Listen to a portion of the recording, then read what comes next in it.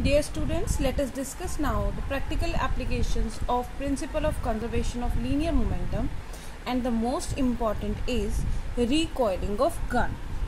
Recoiling of gun. You must have observed this whenever any soldier or anyone who is shooting with the help of gun. In that case, as he fired, the gun will give a back jerk to his shoulder, right? So why this would have happened? Now we will study about it. Now since the gun was holded by the soldier or a person over his shoulder, as at that moment gun and bullet both were at rest, right? Since both were at rest, it means the initial momentum of the system having gun and bullet is zero. Momentum is zero. Since both are at rest, velocity is zero, so momentum mv is equal to 0. Now according to the conservation of momentum, the initial momentum should be equal to the final momentum. Then only we can say that momentum is conserved, right? Now as soon as the bullet is fired, right, in that case, let us consider m1 is the mass of the gun and v1 is the velocity of the gun, and m2 is the mass of the bullet and v2 is the velocity of bullet, right?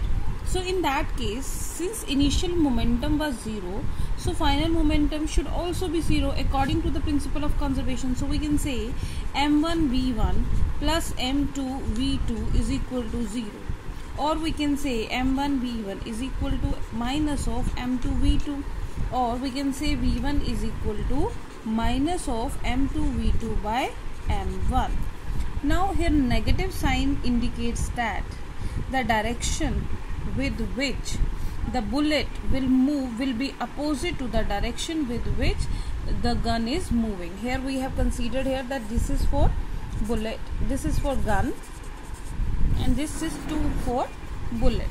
So we can say negative sign shows that the gun will move in opposite direction to the bullet, means as soon as the gun is fired, in that case the bullet will move in the forward direction, the gun will move in the backward direction. So that is why that gun moves to the backward and hits on the shoulder of the soldier or on any person who is holding that gun. And second case, we can also see here that the velocity of the gun is inversely proportional to mass. So heavier is the gun, lesser will be the velocity with which it goes back, and the phenomena of going back is known as recoiling of gun. So that is why sometimes it is observed, sometimes we can't say sometimes, actually it is observed that a soldier or a person is holding the gun by supporting the gun at his shoulder, so that at that moment that gun and that shoulder becomes one system. So mass at that moment becomes greater than if we just hold a gun like this, right? In that case it will get back jerk. But if we take a support of the shoulder, in that case the mass of the gun and the mass of the body, right, both becomes a system, mass increases, so velocity decreases.